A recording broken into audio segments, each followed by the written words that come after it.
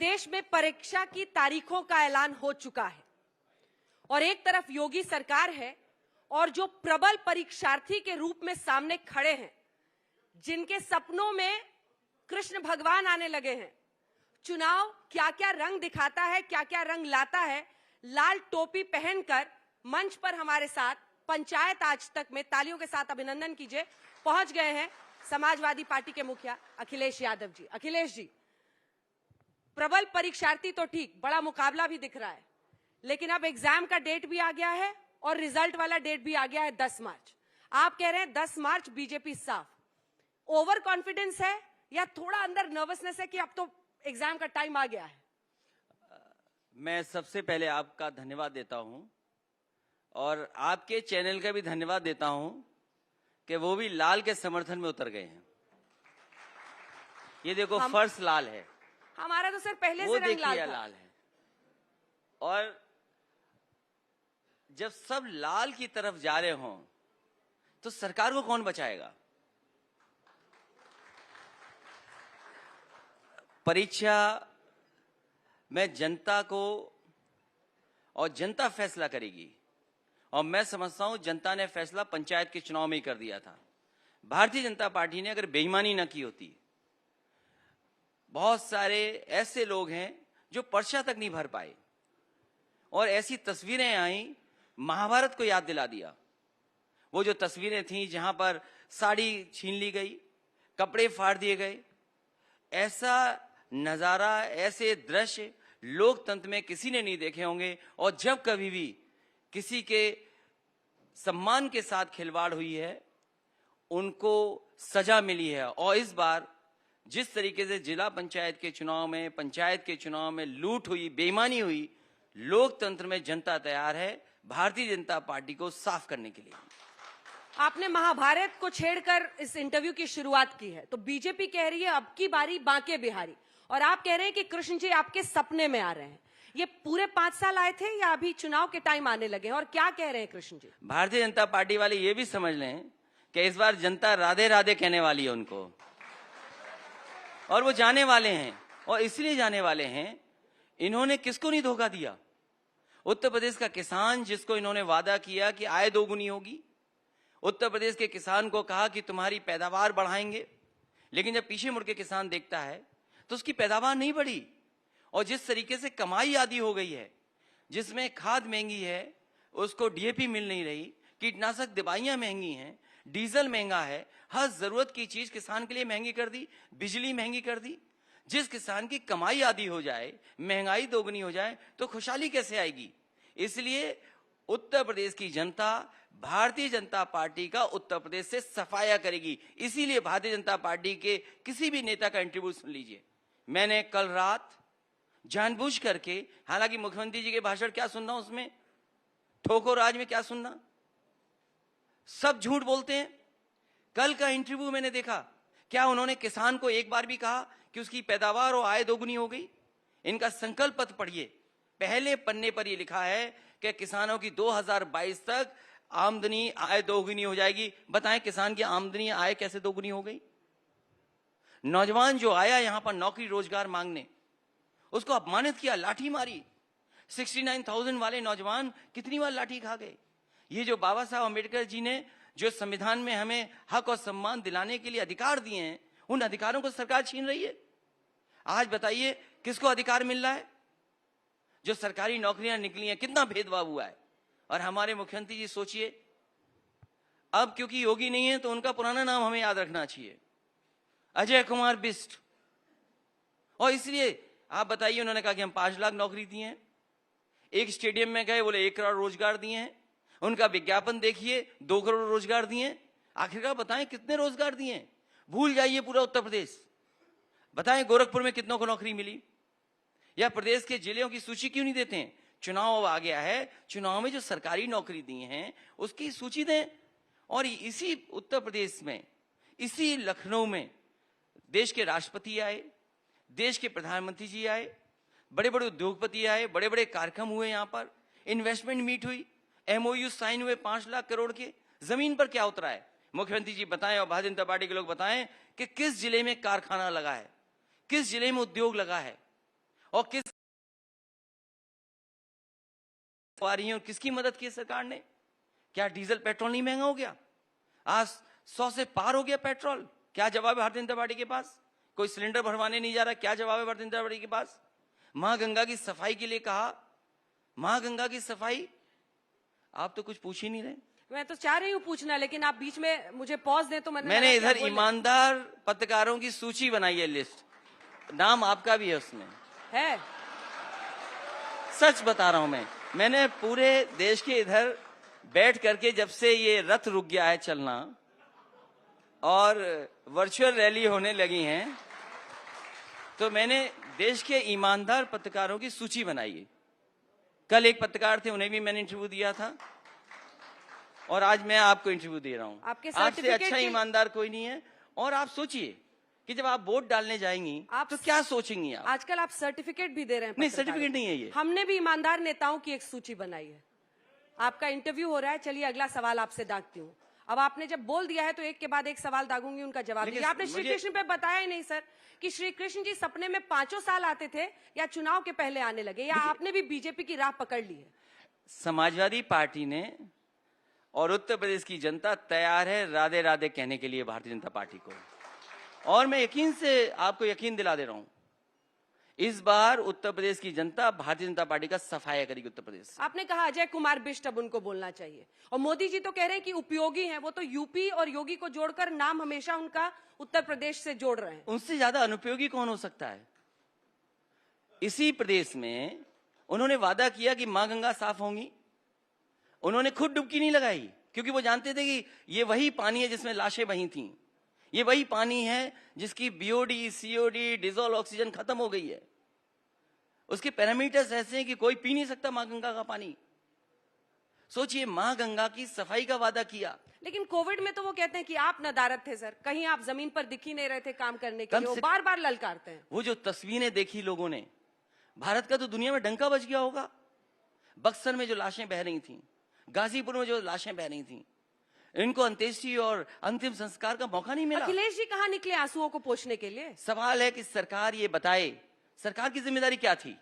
Remdesivir कोई अधिकारी बांटेगा, oxygen कोई अधिकारी बांटेगा, अस्पताल में बेड नहीं होगा, ऑक्सीजन के सिलेंडर नहीं मिलेंगे, किसको दवाई दे दी सरकार ने? और सरकार जब नाकाम हो गई तो कहती विपक्ष क्यों नहीं निकला?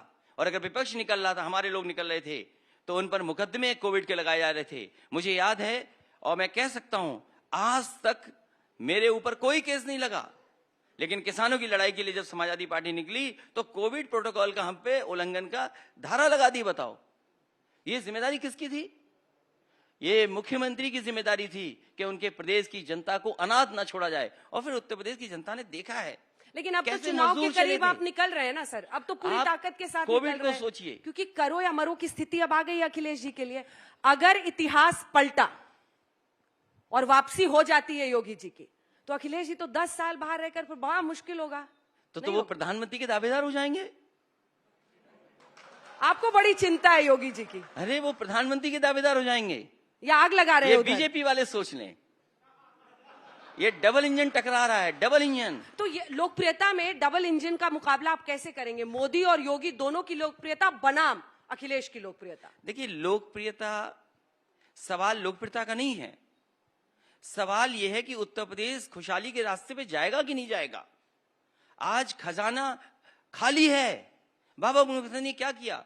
खजाना खाली कर दिया। अब आप उनको बाबा बोलेंगे? अब देखिए, अब वो अब्बा जान कह देते तो आप गुस्सा आ जाते हैं, क्योंकि अब आप उनको बाबा कह रहे हैं। जो मुख्यमंत्री खजाना खाली कर दे, नौकरी रोजगार न दे, ऑक्सीजन की जगह ऑक्स दे दे सड़कों पर, और जो मंडियां बनी थी किसानों की सुविधाओं के लिए, बताओ कितनी मंडियां ठीक कर दी इन्होंने? कोई बताए, और इन्वेस्टमेंट के लिए बताए। आज जब समाजवादी पार्टी ने कहा कि आने वाले समय में सरकार बनेगी तो 300 यूनिट फ्री बिजली मिलेगी और किसानों की सिंचाई के लिए फ्री बिजली, फ्री। उन्होंने तो 50% दरें कम कर दी ना सर चुनाव के पहले, तो अब इसकी क्या काट खोजेंगे आप? ठीक है, अगर उन्होंने कम किए तो 4.5 साल जो जनता से वसूला वो पैसा वापस करे। क्या वो सरकार वापस करे? इसका मतलब ये हुआ कि जानबूझ करके भारतीय जनता पार्टी गरीबों की, किसानों की जेब काट रही थी, और किसानों ने नहीं देखा। आज डीजल पेट्रोल महंगा है, ये गरीबों से वसूल करके अमीरों की तिजोरी भर रहे हैं। किसी के आमदनी नहीं बढ़ी, कमाई नहीं बढ़ी, लोगों ने अपने सेविंग का पैसा निकाल करके अपना इलाज कराया, तकलीफ परेशानी में अपने परिवार का इलाज कराया। अब एक एक करके उत्तर प्रदेश के हर मुद्दे पर सवाल करते हैं, फिर धीरे धीरे आप बोलते चले जाइएगा। सबसे पहले कानून व्यवस्था, लाल टोपी रेड अलर्ट है। वो कह रहे हैं फिर समाजवादी पार्टी का गुंडा राज शुरू हो जाएगा, इससे वो डरा रहे हैं जनता को और कह रहे हैं अभी कानून का इकबाल है, लोग डरते हैं और इसी वजह से एक भी दंगा नहीं हुए, आप आएंगे तो दंगा राज आएगा। मैं फिर आपसे कहता हूं कि आप बहुत ही निष्पक्ष पत्रकार हैं और जो एनसीआरबी के आंकड़े हैं वो जरूर आपको जनता के सामने रखने चाहिए। आज सबसे ज्यादा असुरक्षित महिलाएं, बेटियां कहीं हैं तो उत्तर प्रदेश में आंकड़े नंबर 1 है। सबसे ज्यादा कस्टोडियल डेथ अगर कहीं है तो उत्तर प्रदेश में है। सबसे ज्यादा नेशनल ह्यूमन राइट कमीशन ने किसी प्रदेश को नोटिस दिए तो उत्तर प्रदेश है। महिलाओं के कमीशन ने अगर सबसे ज्यादा नोटिस किसी को दिए तो वो उत्तर प्रदेश है। क्या उत्तर प्रदेश और देश की जनता भूल जाएगी वो हाथरस की घटना, जहां पर लखनऊ से निर्देश दिए गए हों कि जाओ उस बेटी को घर वालों से न मिलने दो, उसका दाह संस्कार कर दो? क्या हाथरस की घटना उत्तर प्रदेश भूल जाएगा? क्या उन्नाव में जो बेटी के साथ हुआ वो घटना भूल जाएंगे? यही मुख्यमंत्री आवास पर न जाने कितनी बहनें आई जो आत्मदाह की धमकी दी, और आत्मदाह इसलिए करना चाहती थी क्योंकि उनको न्याय नहीं मिल रहा था, उनकी एफआईआर नहीं दर्ज हो रही थी। यही उत्तर प्रदेश है जिसमें आईपीएस फरार है। क्या कहीं आईपीएस फरार हो सकता है? दंगा ना होना, लेकिन वो अपनी उपलब्धि बताते हैं। मैं फिर कहूंगा आपसे 5 साल में दंगा ना होना। मैं आपसे ये कहता हूं कि एनसीआरबी का आंकड़ा निकालिए और आज ही आप दिखाइए कि सबसे ज्यादा दंगे या कम्युनल लड़ाइयां किस सरकार में हुई हैं। उनका तो ये दावा है कि उनके दावे से नहीं, मतलब आप ईमानदार पत्रकार हैं। के डेटा है, एनसीआरबी के डेटा है, रेप के मामले में अलग अलग केसेस, इसी में मैं कह रहा हूं, प्रतीकात्मक तरीके से में, रेप में, लड़कियों के साथ छेड़खानी में, इसीलिए मैं कह रहा हूं कि आप इतने अच्छे ईमानदार पत्रकार हैं। एनसीआरबी का आंकड़ा दिखाइए आप कि आखिरकार प्रदेश कहां पर है, कानून का इकबाल है या नहीं। आपने खुद ही कहा ठोको की नीति वाले, तो वो कहते हैं हम जीरो टॉलरेंस रखते हैं माफिया के खिलाफ। तो जीरो मुख्तार अंसारी का बेटा हो कोई हो, सबके खिलाफ कार्रवाई कर रहे हैं जो नहीं होता था आपके। जीरो टॉलरेंस है, इसीलिए तो कप्तान फरार है और माफिया क्रिकेट खेल रहा है। बताइए, पुलिस कप्तान फरार और एक आईपीएस ने दूसरे आईपीएस पे भ्रष्टाचार का आरोप लगाया। जैसे वो ये बताइए कानून व्यवस्था है कि आप जीप से चढ़ा दोगे और किसान की हत्या कर दोगे, आप किसान को कुचल दोगे आप? जैसे वो बिहार में जंगल राज पर लालू यादव को घेरते थे, वैसे कह रहे हैं फिर वही राज आएगा। सर एक सेकंड, जब जिप्सी पर आप अलग अलग गाड़ियों पर देखेंगे समाजवादी पार्टी का झंडा होगा, टोल को क्रॉस करेंगे, हर जगह वो अपनी गुंडागर्दी दिखाएंगे, वो दौर आ जाएगा। उससे जनता को डरा किस जमाने की बात कर रही हैं आप? कीजिएगा आप नोएडा से चलिए, लखनऊ पहुंच जाएंगे एक्सप्रेस। नोएडा तो आप कभी आते नहीं है। मैं आपसे पूछता हूँ, ईमानदार नेता जी, आपसे नोएडा आप कभी आते नहीं है। बहुत ही ईमानदार आप हैं। मैं आपसे जानना चाहता हूँ, मैं ये जानना चाहता हूँ, आप सबसे ईमानदार पत्रकार हैं। नेता को नोएडा आने से क्या रोकता था? छोड़िए नोएडा, कैसे छोड़ दे? मैं ईमानदार पत्रकार से बात कर रहा हूँ। सिटी है, कभी सुध लेने आ जाते। मैं एक ईमानदार पत्रकार से बात कर रहा हूँ। मैं भी मैं आपसे पूछना चाहता हूँ, आप देश घूमी हैं, ये देश घूमी है आप? अगर देश में भारतीय जनता पार्टी ने आगरा से लखनऊ सड़क और लखनऊ से लेकर के गाजीपुर तक देश में एक भी सड़क बनाई हो तो बता दें आप। वो तो कह रहे हैं सारे एक्सप्रेसवे वही बना रहे हैं। क्यों झूठ बोल रहे हैं आप भी उनके झूठ के साथ? नहीं, वो तो यही दावा कर रहे हैं ना, उनका तो यही दावा है। कौन सा एक्सप्रेसवे बनाया उन्होंने, आप बताइए मुझे कौन सा? पूर्वांचल एक्सप्रेसवे, जिसका उद्घाटन इतने जोर शोर से प्रधानमंत्री ने किया। काशी कॉरिडोर आप कहते हैं फंड दिया, 5 साल में बना क्यों नहीं दिया? अब मुझे बताइए ना कौन सा एक्सप्रेस बनाया है? सर पूर्वांचल एक्सप्रेस क्या ये देखिए, हमारे फीता तो वही काट रहे हैं। अजय कुमार बिष्ट जी ने दिल्ली वालों को बताया नहीं, वो कैंची लेके आ गए। ये उत्तर प्रदेश की समाजवादी सरकार का अलाइनमेंट था। समाजवादी सरकार ने लैंड एक्विजिशन की, समाजवादी पार्टियों में इसी से सवाल जुड़ा हुआ। आपसे सवाल पूछूंगा मैं। आप नोएडा पर तो जवाब नहीं दे रहे। मैं नोएडा का भी जवाब दे दूंगा। सुध नहीं लेने आए। मैं नोएडा का भी ईमानदार नेताजी। समाजवादी एक्सप्रेसवे, ये तो आपका रंग बता रहा है कि आप क्यों ईमानदार बोल रही हैं। मेरा रंग बता रहा है मतलब? ये रंग ऐसी चीज है, ये लाल रंग ऐसा है कि चेहरे पे बता देता है कि आप ऐसा शब्द क्यों बोल रही हैं। आज तक बहुत पुराना चैनल है, मुझ पर टिप्पणी करने से बेहतर ये होगा कि आप बताएं कि नोएडा आने से ईमानदार नेताजी क्यों भड़कते थे, आप क्यों डरते थे? समाजवादी एक्सप्रेसवे जिसका नाम था समाजवादी हटा करके पूर्वांचल एक्सप्रेसवे ठीक है बनाया आपने। समाजवादी सरकार का अलाइनमेंट था, टेंडर पूरा कर दिया था, LOI इशू नहीं कर पाए थे क्योंकि चुनाव डिक्लेयर हो गया था। और अगर चुनाव डिक्लेयर नहीं होता और समाजवादी सरकार बन गई होती तो देश की सबसे बेहतरीन कंपनियों को वो काम करने का मौका मिलता। और सड़क पे आप जाएं, वो वर्ल्ड क्लास सड़क बन रही थी जिसकी riding quality one of the best होती, लेकिन बाबा मुख्यमंत्री ने उसके ठेकेदार बदल दिए। मैं आपसे पूछना चाहता हूं, बाबा मुख्यमंत्री से पूछिए, जो कंपनी भगवान श्री राम का मंदिर बना रही है उस कंपनी का टेंडर क्यों नहीं कैंसिल किया आपने, क्यों हटा दिया उसको? क्या उसके पास उसका जवाब है? सरदार पटेल जी की जिसने प्रतिमा लगाई हो उस कंपनी से मैं समाजवादी पूर्वांचल एक्सप्रेसवे बना रहा था, उसका ठेकेदार क्यों बदल दिया? क्या जवाब है उनके पास?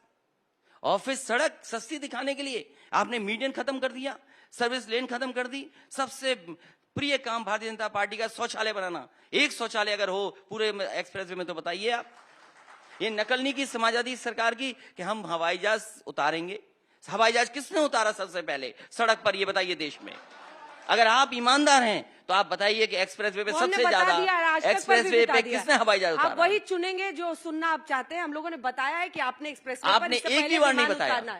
कब बताया? आपने एक भी बार ये नहीं कहा होगा कि समाजवादी सरकार का ये बना हुआ एक्सप्रेसवे है जिस पर सबसे पहले हवाई जहाज समाजवादी सरकार ने उतारा था। अगर एक भी बार आपने बताया हो तो बताइए। आज तक ने कई बार बताया, मैंने भी खुद बताया है। आपने कभी नहीं बताया। मुझे याद है जिस समय समाजवादी सरकार नहीं थी, सेकंड टाइम हरकुलस उतरा था जिसमें सुकोई मिराज उतरे थे, एक भी चैनल ने ये नहीं बताया कि ये समाजवादी सरकार का बना हुआ एक्सप्रेसवे है। ये आप ये गलत रोना है आपका। मैं तो आर्काइव में होगा आपका वीडियो, आपको लिंक भेज दूंगी, आप देख लीजिएगा। आपका ऑफिस आपको दिखा देगा कि हमने आज तक पर बताया था। अगले सवाल पर जरा आते हैं, क्योंकि मुझे पता है आप नोएडा से भाग रहे हैं। नहीं, नोएडा से नहीं भाग रहा हूँ। कहाँ जवाब दिया सर आपने? आप पूछे नोएडा। आप बताइए नोएडा क्यों नहीं आए? नोएडा इसलिए नहीं, वो माना जाता है जो चला जाता है वो मुख्यमंत्री नहीं बनता है। और हमारे बाबा मुख्यमंत्री जी हुआ है, इस बार दोबारा नहीं बनेंगे। पर कहाँ, सरकार तो गिरी नहीं उनकी। आप लोग तो डरते थे सरकार गिर जाती है। हम कुछ चीजें माने, ऐसे अंधविश्वास। हाँ ठीक है, तो धर्म भी कभी कभी अंधविश्वास होता है। हाँ, इसीलिए तो हम आपसे पूछ रहे हैं कि कृष्ण जी क्यों सपने में आने लगे चुनाव? इसलिए सपने में आ गए, मेरे कुल भगवान है।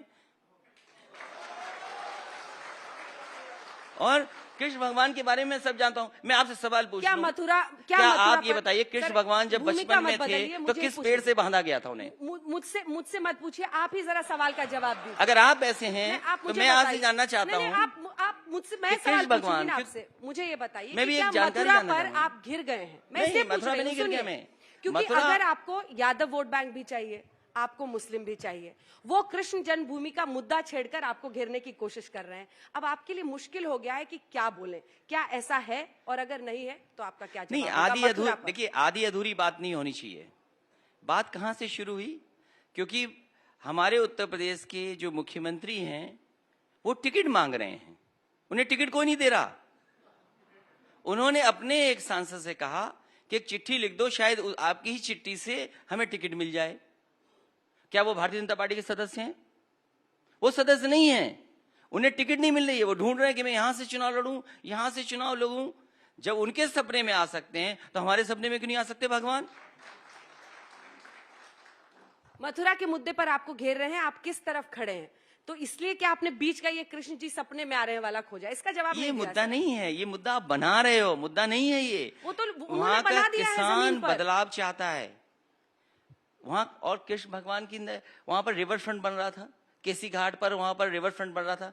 हाई कोर्ट से परमिशन नहीं मिल रही, क्यों रुकवा दिया काम? बरसाना में जो आपके केबल बन रही थी वो क्यों रुक गया काम? क्यों नहीं पूरा हुआ इस सरकार में? वृंदावन में नाला बहता था, मुझे याद है अक्षयधाम से मैं निकला, अक्षय मंदिर से, वहां प्रेम मंदिर है, उसके बाद इस्कॉन का है, उसके बाद बाके बिहारी है, तो वहां पर नाला बह रहा था। किसने काम किया? आज बताइए, वृंदावन में जितना समाजवादियों ने काम किया उसका किसी ने किया हो तो बताइए। एक्सप्रेसवे से वो कट किसने जोड़ा? यमुना पे एक गलत पुल बन रहा था, उसको किसने हटाया? पूरी परिक्रमा को सुंदरीकरण किसने किया? पेड़ पौधे किसने लगाए? काशी कॉरिडोर हो, अयोध्या हो, मथुरा हो, एक पैटर्न आपको दिख रहा है। मैं आपसे जानना चाहता हूं। मैं आपकी बात सुन ली, मैंने, दर्शकों ने सुन ली। दर्शकों को बताना है, आपको समझाना है, वोटर्स को समझाना है। सर, आप मुझसे भिड़ के कुछ हासिल नहीं करेंगे। मैं आपसे ये पूछ रही हूं कि अयोध्या के ही मुद्दे पर अयोध्या के ही मुद्दे पर उनका कहना है कि आप बुलडोजर वहां चलवाएं, स्वतंत्र देव सिंह जो उनके अध्यक्ष है वो कह रहे हैं। दूसरी तरफ बार बार वो घेरते हैं कि कार सेवकों पर आपकी पार्टी ने गोली चलवाई थी। ऐतिहासिक रूप से ये हमेशा आपको बैकफुट पर डालता है। अगर कार सेवकों पे गोली चलाई थी तो नेताजी पे एफआईआर होनी चाहिए थी। एफआईआर किनके ऊपर हुई? जिन्होंने मस्जिद गिराई उन पे एफआईआर हुई है। नेताजी और संविधान बचाने के लिए काम हुआ था।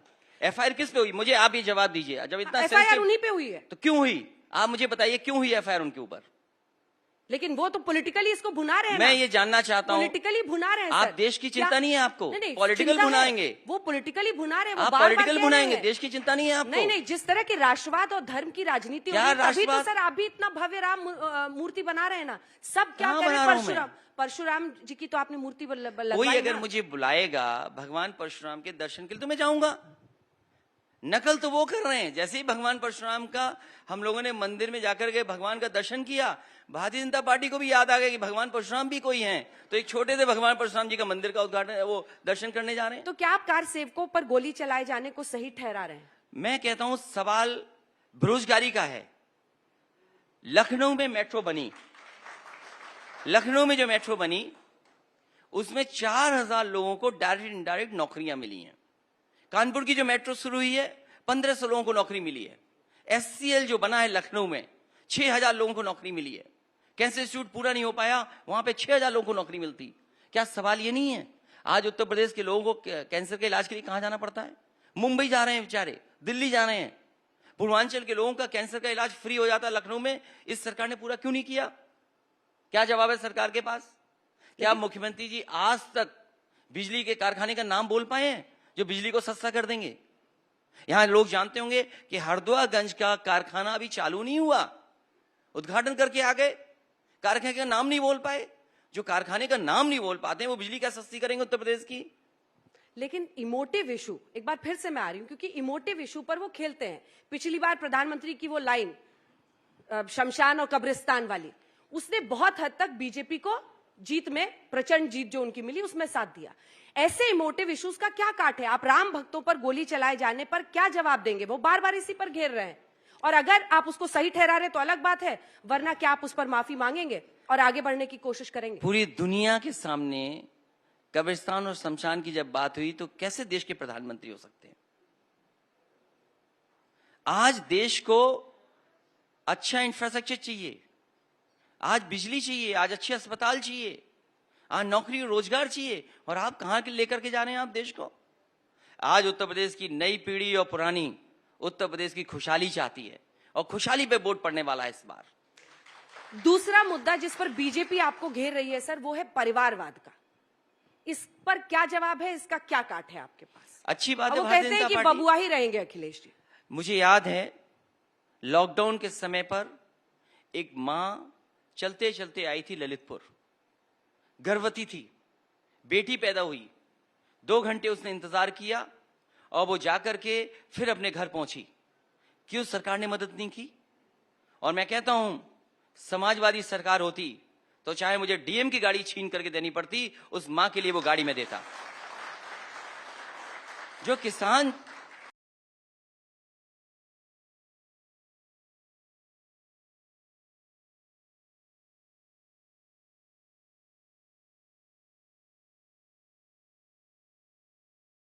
तो समाजवादी लोगों ने 1-1 लाख रुपए उनके परिवार की मदद की। और ये बात मैं इसलिए कहता हूं, जो परिवार वाले होते हैं वही दुख दर्द समझ सकते हैं परिवार वालों का। क्या जवाब है सरकार के पास? वो तो कहते हैं कि अब कोई दूसरा जो समाजवादी पार्टी का कार्यकर्ता है वो कभी अध्यक्ष बनने की, मुख्यमंत्री बनने की सोच ही नहीं सकता, क्योंकि परिवार की वजह से वो कुर्सी आपके लिए सुरक्षित रहेगी। ये जनता तय करेगी कि कौन कुर्सी पर बैठेगा। और भारतीय जनता पार्टी का परिवारवाद नहीं है क्या? आप गिनिए भारतीय जनता पार्टी का परिवार कितना बड़ा है। क्या अपनी कुर्सी पर नहीं बैठाते हैं? आप बताइए कर्नाटका में जो मुख्यमंत्री बने उनके पिताजी क्या थे? क्या उत्तर प्रदेश में परिवारवाद नहीं है? भारतीय जनता पार्टी वो वॉशिंग मशीन है, अपराधी हैं तो साफ होकर के आ जाएंगे, माफिया हैं तो साफ होकर के आ जाएंगे, उन्हें अपना परिवारवाद नहीं दिखाई देता है। क्या कर्नाटक के मुख्यमंत्री के पिताजी मुख्यमंत्री नहीं थे? क्या जवाब है आपके पास? परिवारवाद क्या जवाब है आपके पास? उत्तर प्रदेश में चलेगा। एक दिल्ली के मंत्री हैं, उनका बेटा है टिकट पाता है, वो नहीं है परिवारवाद? चलिए अब और एक और मुख्यमंत्री रहे, उनके परिवार के 2-2 लोग हैं, टिकट पाते हैं, वो परिवारवाद नहीं है? आप बताइए परिवारवाद की डेफिनेशन क्या है? चलिए आप अब बताइए आपके डेफिनेशन क्या मैनिफेस्टो पर है? ये आते वही हैं। डेफिनेशन है जो बीजेपी दे देगी आपको। इसीलिए तो मैं कहता हूं कि कितने ईमानदार नहीं, पत्रकार हैं आप। सवाल ये है अखिलेश जी कि देखिए जिन इश्यूज के साथ बीजेपी चुनावी मैदान में आपको घेर रही है उस पर आपका क्या जवाब है? बीजेपी अपना और आप तो परिवारवाद गुस्सा क्यों नहीं बताती है? आप तो आपा नहीं खोते हैं usually। नहीं, बीजेपी के गुस्सा नहीं परिवारवाद करते क्यों हैं। हैं? आप तो हंसते हुए बात करते हैं, आज पता नहीं क्यों थोड़ा गुस्सा रहे हैं। बीजेपी का परिवार, मुझे इसलिए कि जिन्हें परिवार का दुख दर्द नहीं पता है वो परिवारवाद क्यों कर रहे हैं? आपका क्या ऐसा मैनिफेस्टो रहेगा जिससे आप बीजेपी को काट पाएंगे? अभी 2 ही मुद्दे मैंने उठाए हैं। मैनिफेस्टो हमारा आएगा। समाजवादी पार्टी ने कहा है कि उत्तर प्रदेश की जनता को 300 यूनिट फ्री बिजली देने का काम समाजवादी लोग करेंगे, और उसका बाकायदा मैप है हमारे पास। जो कारखाने बिजली के बनना शुरू हुए थे, ये सरकार अगर पूरा कर देती तो आज उत्तर प्रदेश में सस्ती बिजली होती, कारखाने भी लगते, गरीबों को भी फायदा होता, किसान को भी फायदा होता। लेकिन इस सरकार ने बिजली के कारखाने नहीं लगाए, और डबल इंजन की सरकार होने के बावजूद भी उत्तर प्रदेश की जनता ने भारतीय जनता पार्टी की 2 बार सरकार बनाई, लेकिन उसके बावजूद भी बिजली का कोटा उत्तर प्रदेश का नहीं बढ़ाया इन्होंने। तो क्यों उत्तर प्रदेश की जनता ने इन्हें वोट दिया है, जब बिजली महंगी हो रही है यहां पर? और जिम्मेदारी इनकी थी सस्ती बिजली हो। और दूसरा, समाजवादी पार्टी ने तय किया है कि किसानों के लिए फ्री सिंचाई होगी, उसके लिए भी बिजली का इंतजाम फ्री करेंगे। पश्चिमी उत्तर और प्रदेश में दूसरा किया है कि समाजवादी सरकार बनने पर नौजवानों का भविष्य बेहतर करने के लिए लैपटॉप देने का काम करेंगे, और ये नहीं कि टैबलेट जैसी टैबलेट दे दें हम। हमारे बाबा मुख्यमंत्री जी है, बोले टैबलेट देंगे, 4.5 साल पता नहीं कौन सी टैबलेट देते रहे, और अब जाने कौन सी टैबलेट दे दी उन्होंने। क्या स्मार्टफोन दिया है? वो खुद स्मार्टफोन नहीं चला पाते हैं। ये बड़ा अच्छा है, आप दोनों एक दूसरे के बारे में खूब कमेंट्स करते हैं। उन्होंने इंटरव्यू में मुझे कहा कि मैं तो हमेशा हालचाल पूछता हूं अखिलेश जी से, लेकिन रात में फोन करता हूं क्योंकि वो बड़ा लेट से उठते हैं तो बात नहीं हो पाती। आप कह रहे हैं वो स्मार्टफोन नहीं चला पाते। ये मिलते जुलते कब हैं आप लोग? मैं तो नहीं मिलता कभी। तो कैसे पता चला स्मार्टफोन नहीं मुझे चला तो पाते? जानकारी, जो अधिकारी उनके यहाँ भी हैं वो हमारे यहाँ भी कभी थे। वही अधिकारी यहाँ की खबर वहां, वहां की खबर यहाँ कर रहे हैं। आप अधिकारियों की शामत ला रहे हैं नाहक। देखिए, ये अनुभव पाना, ये जब पूर्व हो जाएंगे तब ये असली अनुभव पाएंगे। अभी उन्हें अनुभव नहीं मिला है। पूर्व का अनुभव क्या क्या है आपका, जो सबसे कठोर और बिटर अनुभव रहा? अधिकारी किसी के नहीं है, और उनसे काम लेना आना चाहिए, उनकी बात नहीं सुनना चाहिए। पता नहीं कौन कौन से अधिकारी को आप खतरे में डाल रहे हैं। वो मुख्यमंत्री जी जाने। एक तो हमारे गांव का पड़ोसी है जिसका बहुत सुन रहे हैं आजकल। अब किसानों के मुद्दे पर आते हैं, पश्चिमी उत्तर प्रदेश पर आते हैं।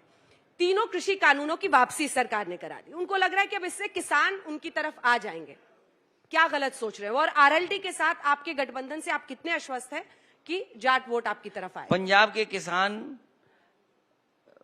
प्रधानमंत्री जी को जाने देते, और कम से कम खाली कुर्सियां देकर के प्रधानमंत्री जी का भाषण जो होता वो बताते कि 3 कानून क्यों लागू किए और 3 कानून क्यों हटा दिए।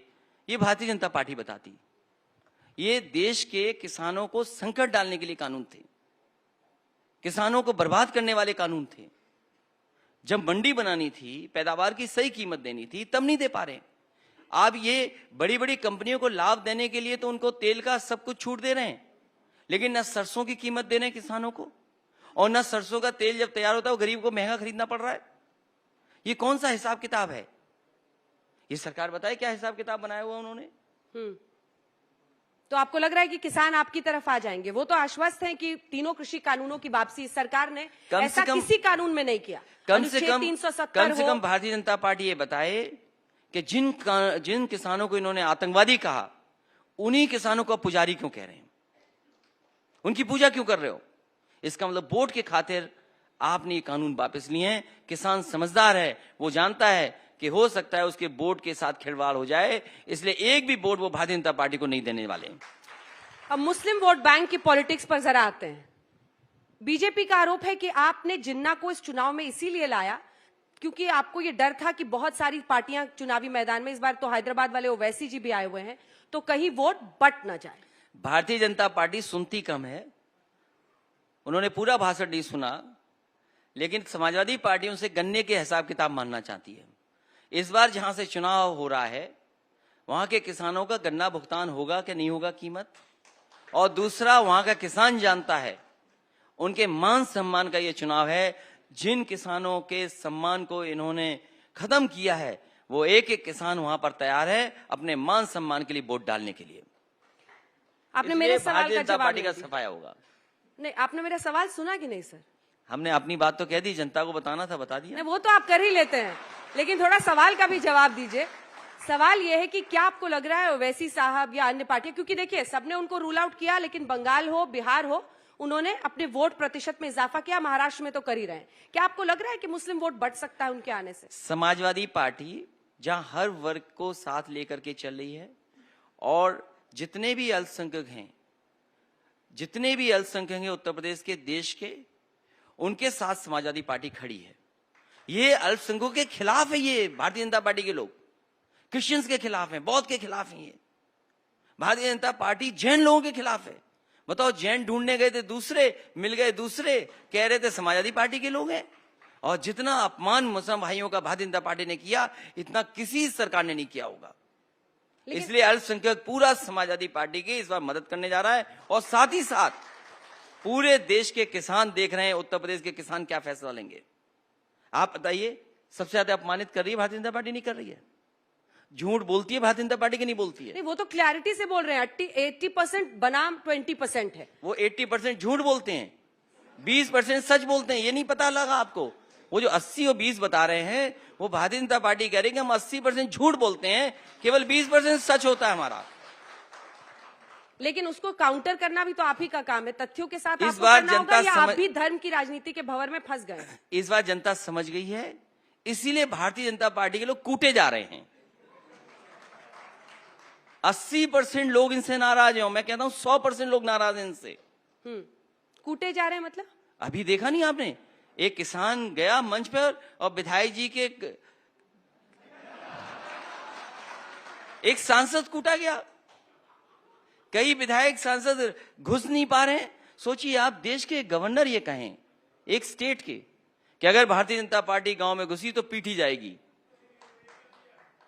वो भी गवर्नर बोल रहे हो, और वो भी गवर्नर वो जो भारतीय जनता पार्टी ने बनाए हों।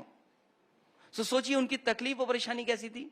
इसलिए मैं कहता हूं, जो लोग 47 से 350 325 पहुंचे हैं, आज हम भी 47 हैं, 400 पहुंचेंगे। 47 से 400, आपने 3 छोड़ा है उनके लिए, तो कौन कौन जीतेगा उधर से? 3 ही सीट अपना जाएंगे। तय कर लें कौन कौन जीत के आना चाहते हैं। देखिए, जब भी यूपी में चुनाव होता है, धर्म और जाति की पॉलिटिक्स होती है, इससे कोई इनकार नहीं कर सकता है। उधर मायावती जी चाह रही हैं कि दलित और ब्राह्मण का एक कॉम्बिनेशन बने, इधर ओवैसी जी दलित मुस्लिम यूनिटी की बात कर रहे हैं, आप इधर यादव मुस्लिम की यूनिटी की बात कर रहे हैं। कुल मिला, और वो 80% पर नजरें गड़ाए हुए हैं। उत्तर प्रदेश की जनता प्रोग्रेसिव पॉलिटिक्स चाहती है। उत्तर प्रदेश की जनता इंक्लूसिव पॉलिटिक्स चाहती है। उत्तर प्रदेश की जनता देख रही है कि भारतीय जनता पार्टी का हर वादा जुमला निकला। भारतीय जनता पार्टी का विकास का विज्ञापन झूठा था। ये झूठ के फूल को इस बार उत्तर प्रदेश की जनता सफाया करेगी। प्रियंका वाड्रा काफी सक्रिय हैं इस बार यूपी में, और जोर शोर से, और आप लोगों का साथ अब छूट गया है कांग्रेस का, लेकिन वो चुनावी मैदान में पूरी धमक के साथ हैं। आप उनकी क्या भूमिका देखते हैं? मैं तो चाहूंगा और सक्रिय हो जाएं। इससे क्या होगा? अच्छी बात है, पॉलिटिकल पार्टी है, वो भी चुनाव लड़ना चाहते हैं तो अच्छा हो, सक्रिय हो और लड़ें। तो कम से कम भारतीय जनता पार्टी का पर्दाफाश तो होगा कि कितना झूठ बोल रहे हैं। लेकिन सब अलग अलग लड़ रहे हैं, तो क्या जो तथाकथित सेक्युलर वोट है वो बटेगा नहीं? आपको ऐसा नहीं लगता है? ये भारतीय जनता पार्टी को क्यों चिंता है सेकुलर वोट बटेगा कि नहीं बटेगा? तो आप उनकी अच्छी भूमिका देख रहे हैं, आप प्रशंसा कर रहे हैं प्रियंका वाड्रा की? मैं हर पॉलिटिकल पार्टी जो चुनाव लड़ रही है, जो गठबंधन में नहीं है, समाजवादी पार्टी ने क्षेत्रीय दलों से गठबंधन किया है। ओम प्रकाश राजभर जी समाजवादी पार्टी के साथ हैं, डॉक्टर संजय चौहान समाजवादी पार्टी के साथ हैं, महान दल समाजवादी पार्टी के साथ है, आरएलडी जयंत चौधरी समाजवादी पार्टी के साथ हैं, और श्रीमती कृष्ण पटेल जी समाजवादी पार्टी के साथ हैं। तो समाजवादी पार्टी और चाचा भी समाजवादी पार्टी के साथ हैं। हाँ, चाचा को आप वापस ले आए, क्या जाके बोला आपने उनको, जरा बताइए। मैंने कहा कि भारतीय जनता पार्टी को हराइए और समाजवादी पार्टी की सरकार बनवाइए। तो उनके चरणों में चले गए, आपको लगा कि इस बार जरूरत है चाचा जी की? अगर कोई बड़ा है तो बड़ा है, और बड़े का सम्मान अगर कर दिया तो उसमें क्या खराब किया? यही तो हमारी संस्कृति है, यही तो भारतीय जनता पार्टी नहीं जानती है। कम से कम भारतीय जनता पार्टी जैसे हम लोग नहीं हैं।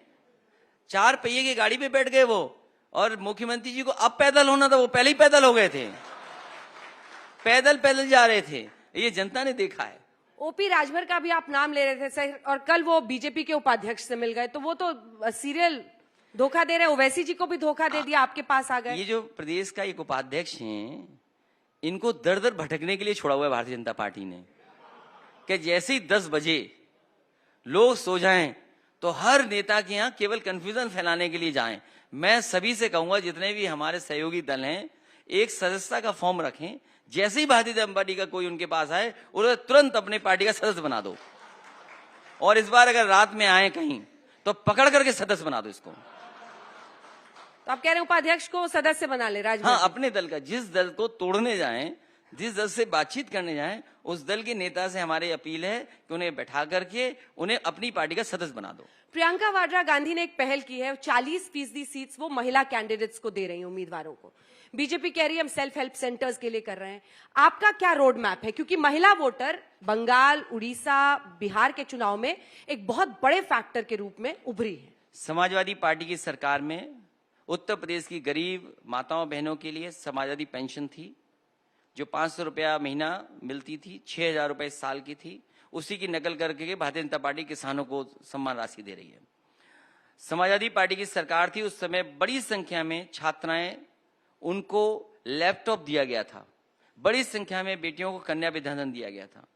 रानी लक्ष्मीबाई अवार्ड, जिसमें कि उत्तर प्रदेश की जो बेटियां, बहनें या माएँ अच्छा काम करती थीं, उनको सम्मान देने का काम करते थे। यही 1090 पावर वुमेन लाइन जो उत्तर प्रदेश में लखनऊ में बनी है, इसके माध्यम से लाखों लाख बहनों को मदद करने का काम मिला था, और मदद हुई थी उसके माध्यम से। डायल 100 में जो सबसे पहले तकलीफ और परेशानी को सुनते हैं, वो महिलाओं को, बेटियों को, बहनों को बैठाया था। यही नहीं, एडमिशन से लेकर के, पढ़ाई से लेकर के, फीस से लेकर के समाजवादी पार्टी ने बड़े पैमाने पर काम किए थे। आने वाले समय में समाजवादी पार्टी का मैनिफेस्टो आ रहा है। आदि आबादी के सम्मान के लिए, आदि आबादी की शिक्षा के लिए, आदि आबादी के रोजगार के लिए और स्वास्थ्य के लिए कोई भी बड़े काम करने पड़ेंगे, वो समाजी सरकार में किया जाएगा। अखिलेश यादव जी, चुनाव प्रचार पर, कैंपेन पर अब कर्फ्यू लग गया है 15 जनवरी तक, और आप कह रहे हैं कि इससे बीजेपी को फायदा होगा। कैसे, और चुनाव आयोग से क्या कहेंगे? मैंने उस पहले ही दिन जो रिएक्शन था, चुनाव आयोग से यही अपील की है कि जो पार्टी संसाधन हैं जिनके पास, वो तो इस वर्चुअल रैलीज और आज के समय के हिसाब से जो प्लेटफॉर्म है वहां तक जा सकते हैं। वहीं चुनाव आयोग ये भी करे कि सभी पॉलिटिकल पार्टीज को, चाहे वो सरकारी चैनल हो, चाहे वो प्राइवेट चैनल हो, सभी को बराबर का स्पेस दिया जाए, बराबर का टाइम मिले, और साथ ही साथ समाजवादी पार्टी को मुकाबला करने में दिक्कत नहीं है। आज भी मैं देखता हूं, सबसे ज्यादा व्यू अगर किसी पार्टी के लीडर्स के हैं तो समाजवादी पार्टी के हैं। अभी हम देख रहे थे, माननीय मुख्यमंत्री जी का कोई भाषण ही नहीं सुन रहा था, मामूली और लोग सुन रहे थे। आप योगी जी के इंटरव्यूज खूब देख रहे हैं। समाजवादी पार्टी का कार्यक्रम तो न जाने कितने लोग देखते हैं, हजारों की संख्या में।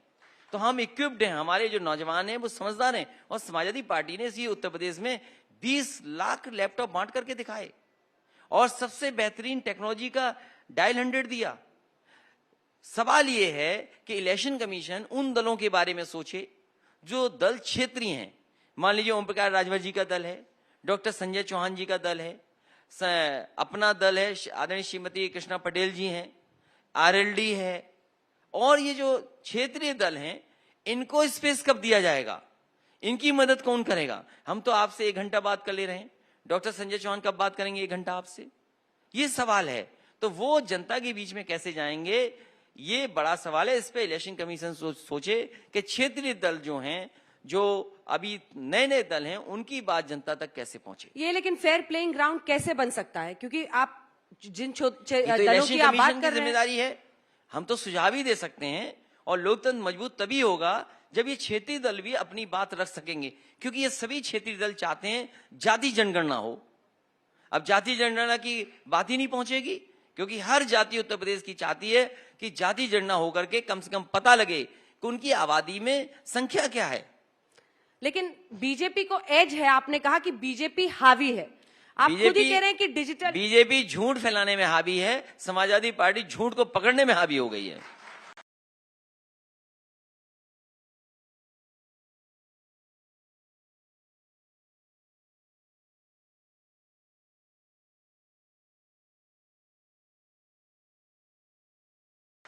आज तक डायल 100 में नहीं गए। वर्ल्ड का जो बेस्ट रिस्पांस सिस्टम है पुलिस का, उसको देख करके उत्तर प्रदेश की जनता की मदद करे पुलिस, उसके लिए डायल 100 लाया गया था।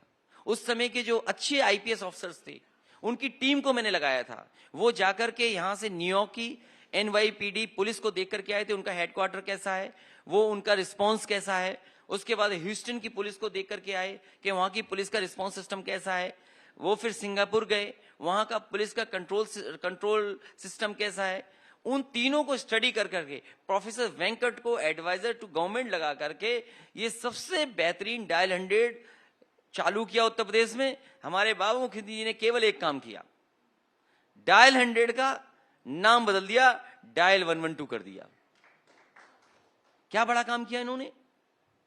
तो टेक्नोलॉजी को कैसे इंट्रोड्यूस करें, लॉ एंड ऑर्डर कैसे बेहतर हो, पुलिस सिस्टम को कैसे बेहतर मौका मिले, वो अलग तरीके से चलाते हैं पुलिस को।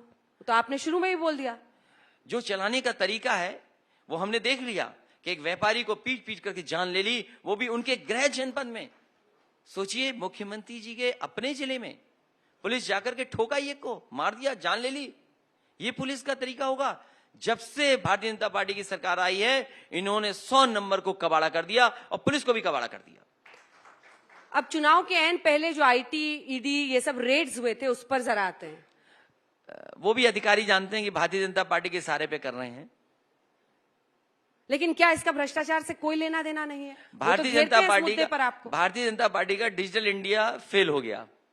वो गए थे समाजवादी इत्र के व्यापारी के यहाँ छापा मारने, उन्होंने अपने ही व्यापारी पे छापा मार लिया। अखिलेश जी, लेकिन जो नैरेटिव वो बिल्ड कर रहे हैं, जो नैरेटिव, जो आपका इतना बड़ा चैनल है, अंतर्राष्ट्रीय स्तर का चैनल है, दुनिया में न जाने कितने देशों में देखा जाता होगा, क्या भारतीय जनता पार्टी से गलती नहीं हुई कि उन्होंने अपने ही आदमी पे छापा मरवा लिया। बिल्कुल, और जो सच है वो दिखाया हमने, उसमें कोई दिक्कत नहीं। क्या था सच? ये था कि उन्होंने गलत इंफॉर्मेशन दे दी, जाके रेड अपने नेता पर ही मार दिया। मैं आपका धन्यवाद देता हूं। अपने नेता पर रेड मार दिया। लेकिन मैं आपका धन्यवाद देता हूं। सवाल ये है कि नैरेटिव जो बन रहा है, देखिए ये जो आप मुस्कुरा रहे हैं, हंस रहे हैं और सामने वाले आपके ताली पीट रहे हैं, यही वो दबाव की राजनीति है जिसका लोग विरोध करते हैं। नहीं, और देखिए, अब खुश होने पे क्या पाबंदी लगाएंगे? खुश होने पे नहीं पाबंदी है, लेकिन ताली पे क्या पाबंदी लगेगी? खुश होने से 10 कदम आगे भी बढ़ रहे हैं। लेकिन अगर भारतीय जनता पार्टी आ गई तो खुश भी नहीं होने देगी आपको। वो बताएगी कब खुश होना है आपको। और आप क्या बताएंगे जब पावर में आएंगे? तो समाजवादी पार्टी लैपटॉप बांटेगी, नए एक्सप्रेसवे बनाएगी और एक नदी का किनारा ऐसे बनाएंगे जहां कम से कम लोग घूम सके। क्या बाबा मुख्यमंत्री जी ये सोच सकते हैं कि नई पीढ़ी के लोग घूमना चाहते हैं नदी के किनारे, वो आइसक्रीम खाना चाहते हैं, आपके रिवर वो अपने साइड का परिवार क्या के हुआ लोगों के सर? साथ बैठना चाहते हैं। आपके रिवर साइड पे हम लोगों ने बड़े शोज किए थे, ने उसका क्या हुआ? जो रिवर साइड आपने बनाया था यहाँ पर, वो मुझसे गलती हुई कि मैंने अहमदाबाद से अच्छा बना दिया।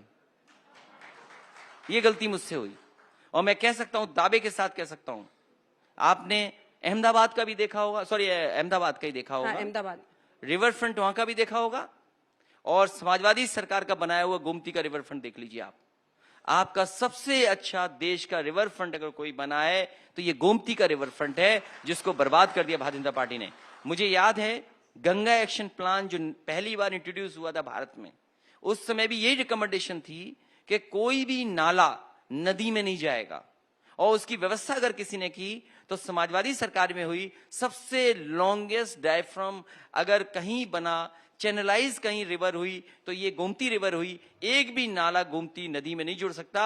अगर 900 मीटर जोड़ दिया होता भारतीय जनता पार्टी ने, ये एग्जाम्पलरी काम था कि एक नदी कैसे अच्छी बह सकती है शहर के अंदर।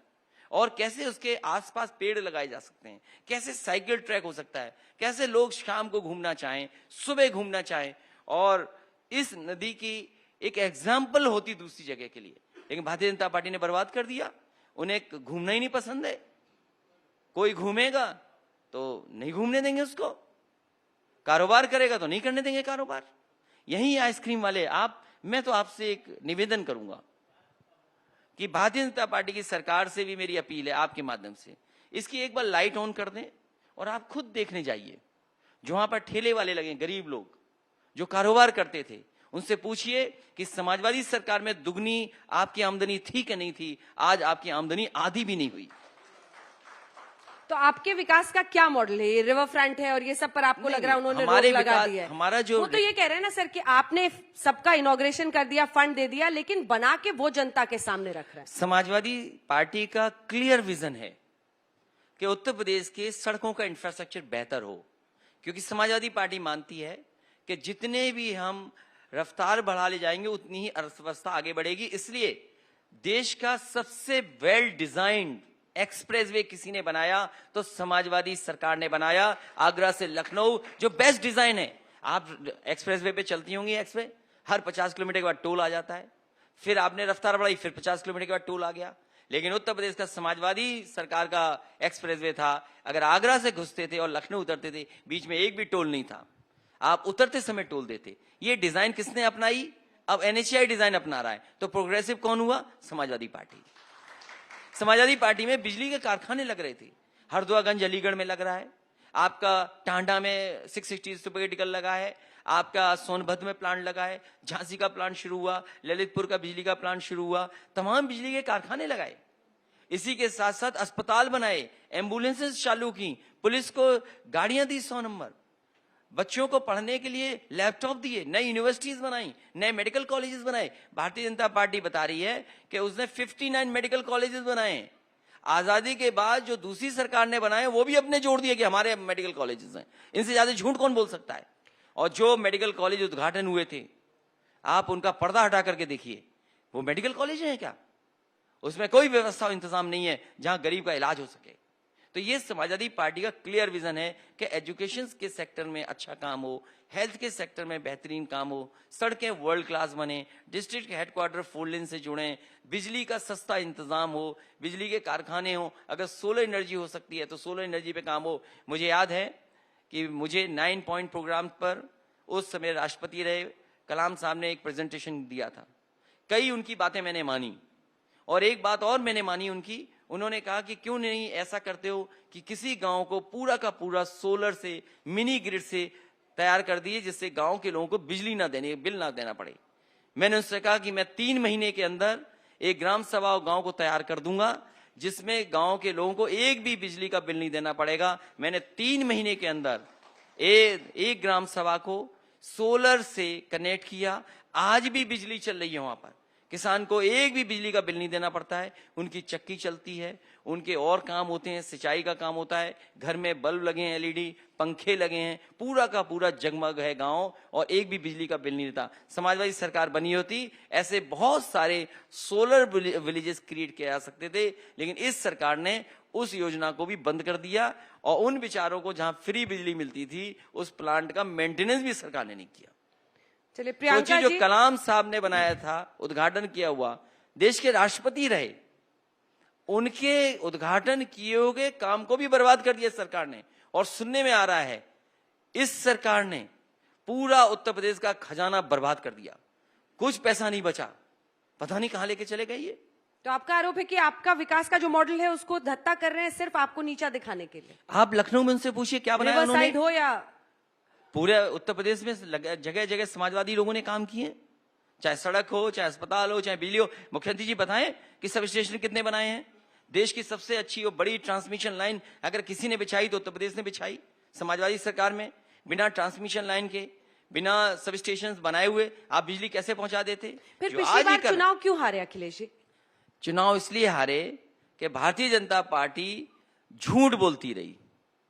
उन्होंने बड़े बड़े सपने दिखाए और जनता ने भरोसा किया, लेकिन आज जब संकल्प पत्र जनता देखती है पीछे मुड़ के, इनका संकल्प पत्र पूरा झूठा निकला। ये बीजेपी के लोग संकल्प पत्र पे बात ही नहीं करना चाहते। इनके पन्ने उठाइए, एक पन्ना कोई खोल के देख लीजिए, वहां काम ही नहीं किया। पहला इनका घोषणा था, संकल्प था कि किसानों की हम आय दोगुनी करेंगे। अभी गन्ने का किसानों का बकाया है। मैं अभी हाल ही में गोंडा गया था, बड़े पैमाने पे किसान चिल्ला रहे थे कि उनका किसानों का गन्ने का बकाया नहीं मिला पैसा। बिजली कितनी महंगी हो गई। इनका देखिए संकल्प पत्र, आज बांट रहे हैं चीजें, लेकिन संकल्प पत्र उठा के नहीं देख रहे हैं। ये मायावती जी को आप मुकाबले में कहां देखते हैं? वो अपना चुनाव लड़ेंगी।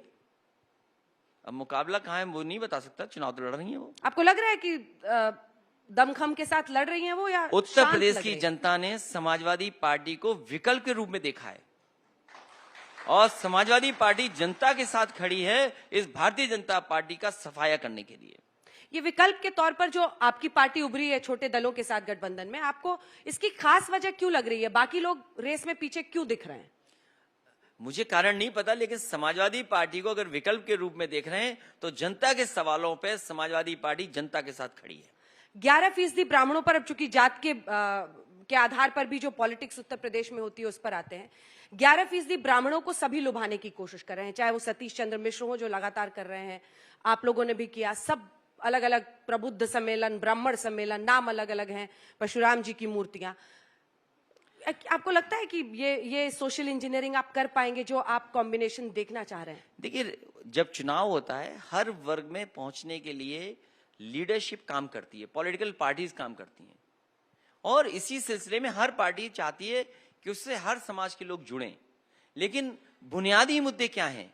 बुनियादी मुद्दे महंगाई का है, बुनियादी मुद्दा नौकरी रोजगार का है, बुनियादी मुद्दे हैं कि सड़कें नहीं बनी हैं, बुनियादी मुद्दे हैं कि लोगों को पानी पीने नहीं मिल रहा है, बुनियादी मुद्दे हैं कि अस्पताल में अगर आप जाते हैं तो इलाज नहीं मिल रहा आपको, ऑपरेशन नहीं हो सकता, दवाइयां नहीं हैं, और बुनियादी मुद्दे ये हैं कि थाने ठीक होंगे कि नहीं होंगे, कि वहां भी जात के आधार पर काम होगा। जात के आधार पर काम हो रहा है, जात के आधार पर ही काम होता है, तभी एफआईआर दर्ज होती है। सर, ये आरोप तो आप पर लगता रहा है, आपकी सरकार पर। समाजवादी थाने पार्टी में जाओ तो हर जगह जो इम्पोर्टेंट पोस्टिंग है वो यादवों को मिलती थी, सीधा यादव हैं कितने आईपीएस? मुझे तो उम्मीद है और मैं समझ सकता हूं, क्योंकि आप देश के सबसे ईमानदार पत्रकारों में आते हैं, तो आप बताइए उत्तर प्रदेश में आईपीएस कितने हैं यादव, कितने आईएएस हैं? आज तुलना करिए कि कौन सा वाद चल रहा है आज। क्या मुख्यमंत्री जी की अपनी जाति के लोग सब जगह नहीं ठोकराज कर रहे हैं? क्योंकि मुख्यमंत्री जी की जाति का कोई था इसलिए क्रिकेट खेल रहा था, और वहां आईपीएस ने पिच बनाई हुई थी। सोचो आप, आईपीएस पिच बना के तैयार बैठा था कि जाइए क्रिकेट खेलिए आप। आज आप बताइए, अगर हम पे आरोप यादव का लगा था तो मैं आपसे चाहूंगा कि देश का सबसे प्रतिष्ठित चैनल है, आज ठोकराज वाले लोग, ये जो बार बार आप कीचड़ उछालने की कोशिश कर रहे हैं, कीचड़ नहीं उछाल रहा हूं, एक खास शब्द का प्रयोग करके आप ईमानदार ईमानदार बार बार बोल रहे हैं, ये कटाक्ष करने की क्या जरूरत है? मैं कटाक्ष नहीं कर रहा हूं। इस मंच से बार बार एक शब्द के जरिए आप क्या कहने की कोशिश कर रहे हैं? आप एक सम्मानित नेता हैं, मुझे ये समझ नहीं आ रहा कि आपको ये स्टैंड लेने की क्यों जरूरत है? अगर तारीफ भी बुराई लगने लगे तो मैं क्या करूं बताओ? आप उसको कटाक्ष की तरह कर रहे हैं और आपको लग रहा है कि यहाँ पर 10 ताली बजवाकर ये सही साबित कर देंगे, तो मैं आपको बड़े सम्मानजनक तरीके से एक दरख्वास्त करना चाहती हूँ। मैं आपसे सवाल पूछ रही हूँ, मेरे सवालों का जवाब दीजिए।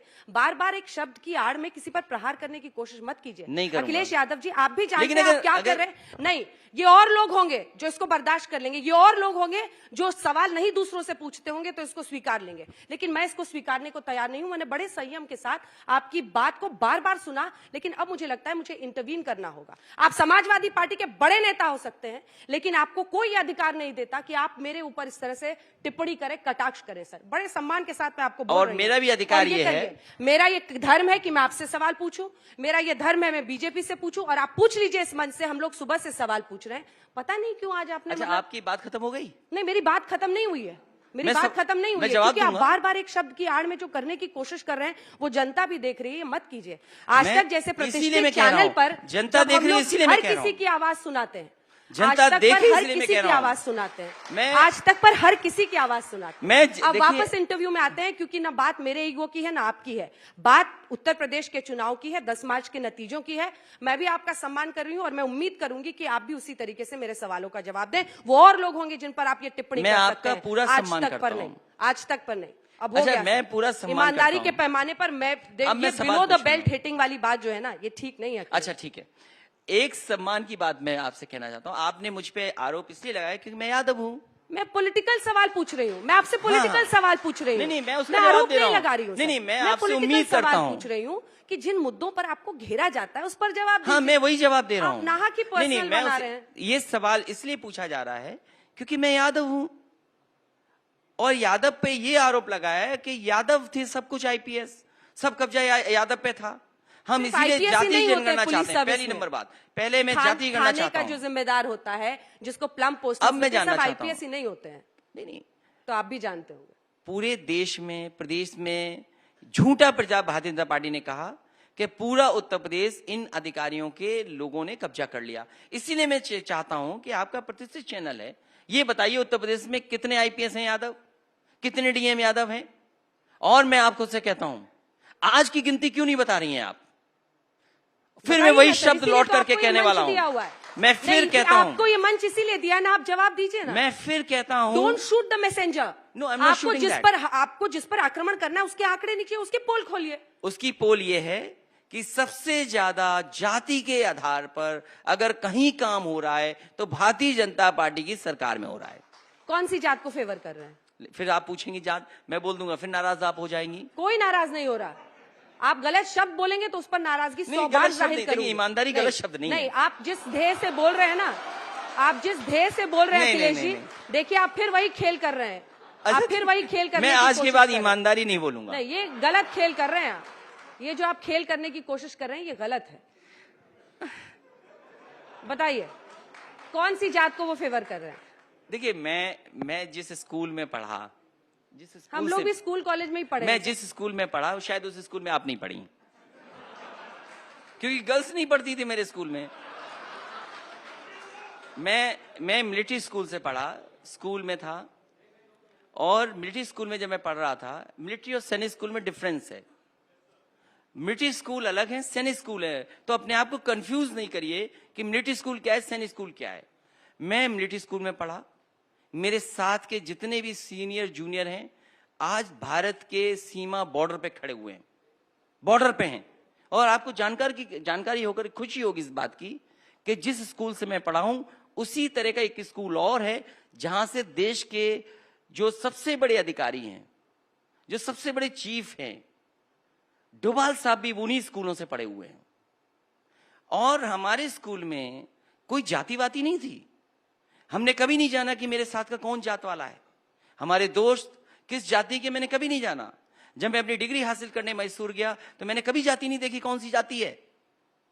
मैं और भी जगह दुनिया के हिस्सों में पढ़ा हूं, लेकिन ये भारतीय जनता पार्टी के ने बताओ हम पे यादव का जातिवाद का आरोप लगाया कि नहीं लगाया।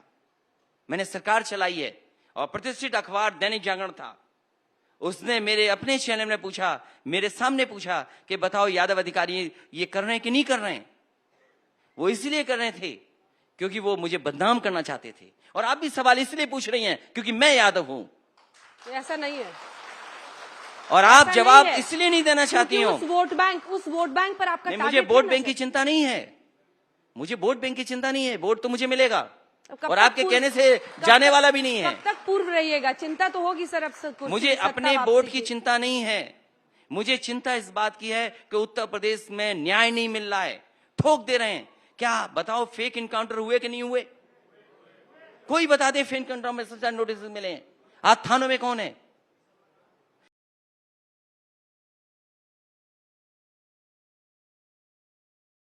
एक तरह के अधिकारी बैठ करके फैसला लेते हैं। क्या उत्तर प्रदेश में नहीं हो रहा है? ये कोई भी जांच होगी एक अधिकारी पे पहुंच जाएगी, कौन नहीं जानता उत्तर प्रदेश का। जेल में हत्या हो गई, जेल में हत्या हो गई, क्या कार्रवाई हुई? क्या जेल में आप मार देंगे जाकर के लोगों को? कौन जिम्मेदार है उसके लिए? ये कानून है आपका। प्रधानमंत्री के काफिले पर फिरोजपुर में जो सुरक्षा में चूक का मामला हुआ, उसको इमोटिव इशू बनाकर यूपी में भी लाया जाएगा। उस पर आपकी क्या राय है? और खास तौर पर बीजेपी कह रही है कि चन्नी साहब ने जिस तरह की सुरक्षा है उसके साथ षड्यंत्र किया, और वो प्रियंका जी को क्यों ब्रीफ कर रहे हैं, इस पर आपका क्या टेक है? क्योंकि इसको इमोटिव इशू वो लोग यूपी में भी बना सकते हैं। मैं तो ये कहूंगा कि उत्तर प्रदेश में मुख्यमंत्री आवास को गंगा जल से धोया गया था, ये मुद्दा क्यों नहीं बना? हमारी सिक्योरिटी हटाई गई, ये मुद्दा क्यों नहीं बना? भारतीय जनता पार्टी ने नहीं हटाया क्या?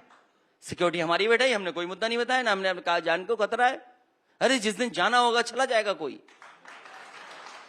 जान का खतरा नहीं है। और जो राजनीति करने वाले लोग हैं उन्हें इस खतरे से नहीं डरना चाहिए, क्योंकि हमारी सिक्योरिटी बैठी थी। एक दिन आया अधिकारी, बोला आज से आपकी सिक्योरिटी नहीं है। मैंने उससे पूछा कि क्यों नहीं है? उसने बोला मुझे कारण नहीं पता, आप बताइए, मुझे एनएसजी खबर था। मैंने उस अधिकारी से पूछा क्या आपके पास जवाब उसका कि मुझे क्यों हटाया जा रहा है? बोला फैसला हो गया है, आपकी सिक्योरिटी नहीं है आज से। उनकी सिक्योरिटी है, विपक्ष की कोई सिक्योरिटी नहीं है, आम जनता की कोई सिक्योरिटी नहीं है। किसी को ठोक दे रहे हो आप किसी को मार देंगे ऐसे ही। इसी लखनऊ में आईटी का वो तिवारी को बताओ पुलिस ने मारा कि नहीं मारा? इसी राजधानी में गोली मार दी। और क्या गोरखपुर में पुलिस ने नहीं मार दिया क्या एक व्यापारी को? हाथरस में घर परिवार के लोग चिल्लाते रहे, रोते रहे। उसके भाई की मेरे से बात हुई, रात के 2 बजे मेरी बात हुई उसके भाई से। मैंने उसके भाई से कहा मैं कोशिश करता हूं, डीएम से बात करता हूं। मैंने डीएम को फोन में लाया, डीएम ने फोन नहीं उठाया। मैंने डीएम को मैसेज किया कि कम से कम आखिरी जो इच्छा परिवार की है उसका सम्मान कर दो, लेकिन डीएम को परवाह नहीं की, क्योंकि डीएम लखनऊ से गवर्न था, लखनऊ के इशारे पर हो रहा था। मुख्यमंत्री के इशारे पर, मुख्यमंत्री के कार्यालय के इशारे पर उस बेटी को सम्मान नहीं दिया गया। घर परिवार कांग्रेस के साथ हैं आप इस मुद्दे पर? आपको लग रहा है बीजेपी बात का सवाल बतंगड़ बना कांग्रेस रही का है? नहीं है, नहीं, स्टैंड के लिए हम पूछ रहे हैं। आप पूछिए उस परिवार से मेरी बात हुई, हमारी पार्टी के लोग पहुंचे नहीं। पीएम एक इंस्टीट्यूशन है, वो किसी नॉन पार्टिसन पोस्ट है, और 20 मिनट तक फ्लाईओवर पर रुकना उनकी जान को खतरा। तो इसलिए इसका मतलब यह है कि जो भी प्राइम मिनिस्टर का सिक्योरिटी कवर है उसको और स्ट्रेंथन करना चाहिए, और तमाम उन अधिकारियों को तुरंत सस्पेंड कर देना चाहिए जिनको ये पता नहीं था कि सभा में भीड़ नहीं है, सड़कों पर लोग खड़े हुए हैं। क्यों नहीं कार्रवाई कर रहे उन अधिकारियों पर? पीएमओ को अपने सभी अधिकारियों को सस्पेंड कर देना चाहिए, टर्मिनेट कर देना चाहिए। अगर वो अधिकारी प्राइम मिनिस्टर की सुरक्षा को ध्यान नहीं दे सकते हैं तो उन अधिकारियों को रहने की कोई जरूरत नहीं है। इसको पॉलिटिकल इशू नहीं होना चाहिए। सबसे पहले उन्हें उन अधिकारियों को, उन वरिष्ठ अधिकारियों को सस्पेंड और टर्मिनेट करना चाहिए। और विपक्ष के लोगों की सिक्योरिटी नहीं है। एक दिन आया अधिकारी, बोला कि आज से आपकी सिक्योरिटी खत्म। मैंने कहा मैं कैसे जाऊंगा? बोले अपना इंतजाम कर लो। क्या ये भारतीय जनता पार्टी भूल गई ये बात? मैं जानना चाहता हूं क्यों हमारी एनएसजी कवर हटाया? क्या जवाब है आपके पास? कभी आपने मुद्दा नहीं पूछा कि आपकी एनएसजी कवर हट गई? चलिए चलते चलते अब टाइम्स अप लिखा हुआ आ रहा है सामने में, वो आपके सवाल खत्म हो गए, चाहे टाइम से कभी कर लीजिए सर, क्योंकि वर्चुअल रैली होनी है, हम तो रात भर जवाब दे सकते हैं। इधर सामने देखिए ना लिखा हुआ। नहीं वो तो गलत कह रहे हैं, वो चैनल पे क्योंकि बंद कर दिया होगा उन्होंने कि ठीक है। अब 1 घंटे से भी मन नहीं भरा आपका अखिलेश जी? मैं तो रथ चलाया था दिन रात, 2-3 मैं तो अभी घंटे रात तक बात कर सकता हूँ, क्योंकि इलेक्शन कमीशन ने ये कहा है। तो आज रात तक बैठ के हम लोग यहाँ बातें करते रहते हैं। मैं आपका धन्यवाद देता हूँ। नहीं अभी और बात, आपको और भी बातें करनी चाहिए थी। और भी बातें कर रहे हैं, आप बताइए क्या बोलना है आपको? नहीं, आप सवाल करिए, मैं जवाब दूंगा। पूछते जा रही हूँ, आप जितने सवाल करोगे मैं जवाब दूंगा। मैं उनका सवाल को किए जा रही हूँ। आप क्यों बोल रहे हैं कि चैनल लेके आए? चैनल कह रहा है कि बात कीजिए। नहीं, मैं क्योंकि दिन रात रथ चलाया और दिन रात में रथ चला करके कामयाब हुआ।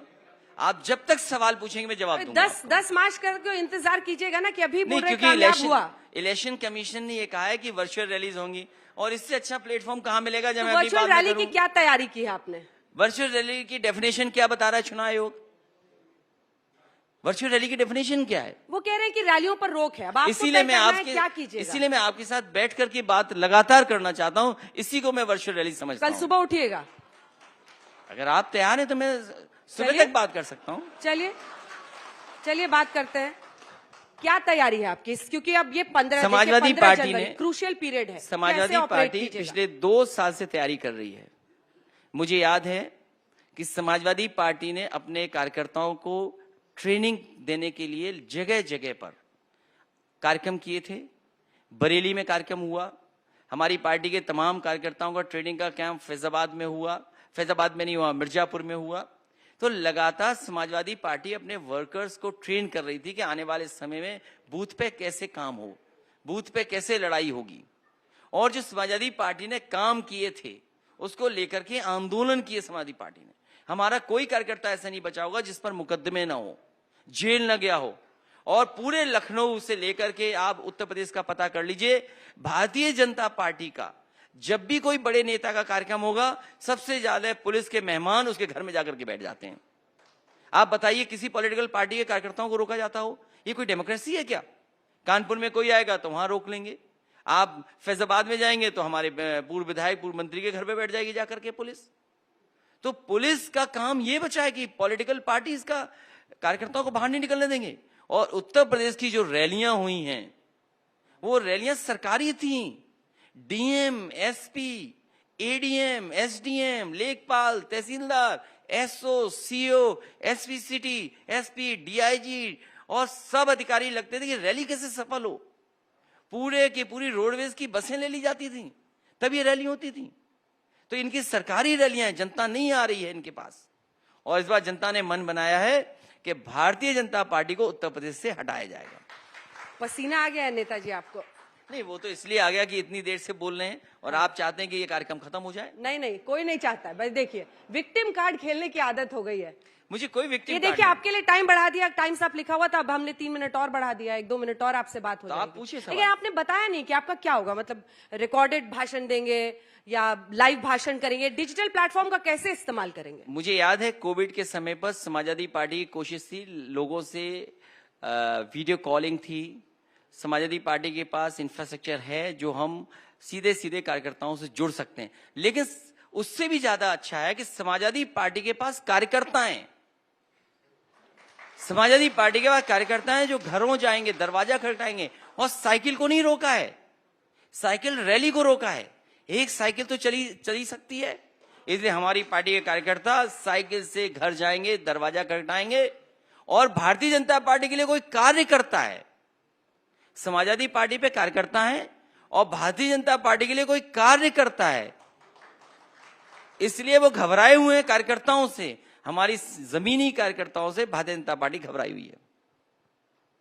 चलिए, अब समय समाप्त हो रहा है, अब शिकायत मत कीजिएगा, विक्टिम कार्ड खेलना बंद कीजिए। मैं आपका धन्यवाद देता हूं और जिन शब्दों पे आपको बुरा लग रहा हो उन शब्दों को मैं वापस लेता हूं। लेना भी चाहिए, क्योंकि हम ईमानदार हैं या नहीं सर? मैं जो बोलने जा रही हूँ आपको, मैं अभी ईमानदार भी नहीं बोल सकता हूँ। आपको चुभ सकता है नहीं, लेकिन आय से अधिक संपत्ति का मामला किन लोगों पर दर्ज है?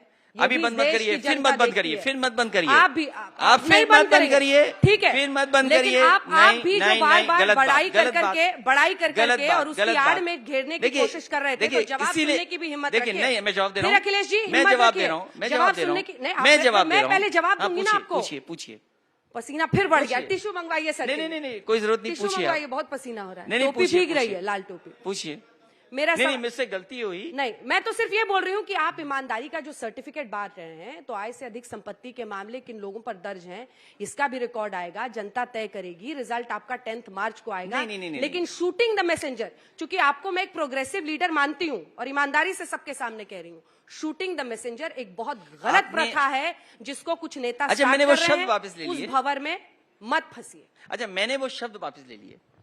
मैं आपके चैनल पे कह रहा हूं, जो शब्द ईमानदारी वाला है वो मैंने शब्द वापस ले लिया। आय से अधिक संपत्ति का मामला है, उस पर बोलिए। मैं बोल रहा हूं आय से संपत्ति, अधिक संपत्ति, आय से अधिक संपत्ति, क्योंकि एक नेता कांग्रेस के हैं, वो मर गए हैं, उनके बारे में मैं नहीं कह सकता हूं। वो मुकदमा भारतीय जनता पार्टी नहीं, कांग्रेस की सरकार में नेताजी और हमारे परिवार पे लगाया गया था।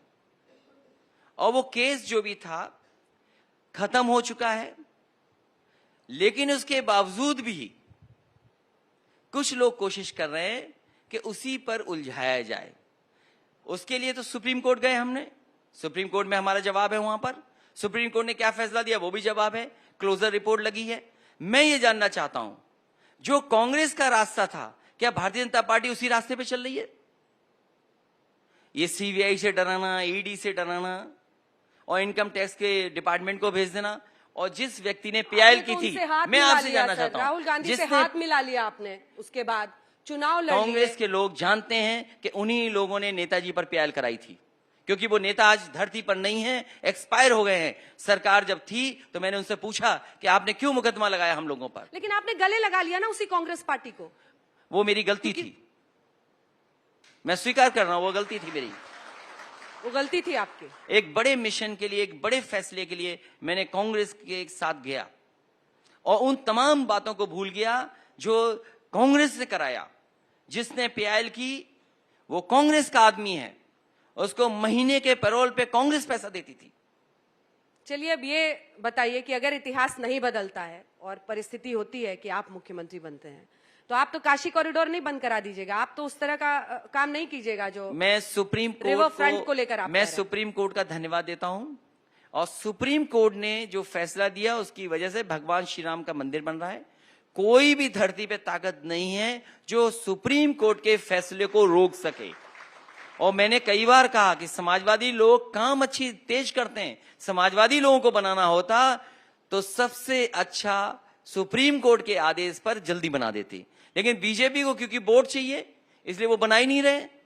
वो 1 साल में काम कर सकते थे। अगर पार्लियामेंट 2 साल में बन सकता है, 1.5 साल में पार्लियामेंट बन सकता है नया बिल्डिंग, तो आप मंदिर को क्यों लेट कर रहे हैं, डिले क्यों कर रहे हैं? और जहां तक काशी विश्वनाथ कॉरिडोर की बात है, मुझे खुशी इस बात की, जिस रूप में बनना चाहिए था उस रूप में नहीं बनाया। समाजवादी लोग थे जिसकी समय पर सबसे पहले लैंड एक्विजिशन और जमीनें लेना शुरू की गई थी। वो बनाया क्यों नहीं, यही तो दिक्कत है ना। वो कह रहे हैं हमने बनाया, सरकार टाइमलाइन में बनाया, जमीन। आप ये टाइमलाइन में बनाया, अभी तो उत्तर 5 साल रहे। उत्तर प्रदेश की जब समाजवादी सरकार थी उस समय 4 या 5 प्लॉटों को लेकर के ले लिए गए थे प्लॉट, करार हो गया था, जो प्लान था वो तैयार होने लगा था, शुरुआत हो गई थी। और यही नहीं, वहां के जो पुजारी लोग थे उनको भी अगर किसी ने मानदेय दिया तो वो समाजवादी लोगों ने मान दिया। ये सरकार बताए कि पुजारियों को मानदेय दिया कि नहीं दिया। 30,000 और जो मानदेय दिया था वो समाजवादी सरकार की देन है। मंदिर में मानदेय दिया कि नहीं पुजारियों को, ये बताइए समाजवादी सरकार ने। 400 10 मार्च को परीक्षा का रिजल्ट निकलेगा, उसके बाद बातचीत करते हैं। आप इंटरव्यू दीजिए आज तक पर, हमने एसी की हवा बढ़ा दी आपके लिए। देखिए फिर लौट कर ठंडक बनी रहे। अब मैं ये कैसे बताऊं कि मैं इनर अंदर भी पहने हूं, नीचे भी इनर पहने हूं। अरे भाई आप दिन भर कमरे में थी, हम सुबह से कोई किसी न कमरे किसी नहीं, मिले। सुबह से हम लोग यहाँ पे इंटरव्यू अगर इनर पहनाएंगे आप लोगों को और दिक्कत आपसे ये अगर है कि बात आप लोगों को होगी प्रतिस्पर्धा और मीडिया आपके- वालों से हो गया है। आप ईमानदार शब्द को कह रहे हैं कि ईमानदार शब्द हम न तो मैं आय बोलूं। से अधिक संपत्ति पे पूछ रहे हैं और नहीं, काश आय ऐसे से- ही बेझिझक होके हम आपको कह सके ये देखिए शब्द। हम घबराने वाले वो नहीं उस हैं। दिन का इंतजार है हिंदुस्तान की राजनीति में जब बेझिझक घबराने वाला होके नहीं यही हूं। ईमानदार शब्द हम लोग नेताओं के लिए जनता इस्तेमाल कर मैं सके। कह रहा हूं आपसे, आय से अधिक संपत्ति का मामला कांग्रेस ने किया, कांग्रेस के नेता का नाम ले लिया मैंने। और आप साजिश, दिल्ली वाले सब साजिश जानते हैं कि कैसे साजिश की गई, और ये पॉलिटिकल साजिश होती है। अगर पॉलिटिकल लीडर्स इससे घबरा जाएंगे तो क्या राजनीति करेंगे? बहुत बहुत धन्यवाद आपका। मैं तो बस बोल रही थी कि 10 मार्च के लिए एक इंटरव्यू बुक कर ले, क्योंकि आपने उस शब्द के बारे में पाबंदी लगाई है। सबसे पहले इंटरव्यू आपको ही दूंगा मैं। बहुत बहुत धन्यवाद आपका Akhilesh Yadav ji. Thank you so much. लेकिन मुझे भी उस दिन का इंतजार रहेगा जब नेताओं के लिए बेझिझक मैं ईमानदार शब्द इस्तेमाल कर सकूं। मैं खुशी होगी क्योंकि मैं उस शब्द का सम्मान करती हूँ और उसको बहुत ही सीरियसली बोलती हूँ। मुझे आपकी तरह मजाक उड़ाने के लिए मुझे इस बात की खुशी होगी कि जनता प्रोग्रेसिव और ईमानदार लोगों को चुन करके भेजे। बहुत बहुत धन्यवाद आपका। Thank you so much. आज तक पर आने के लिए, देश दुनिया की बाकी खबरों के लिए आप देखते रहिए आज तक। Thank you so much.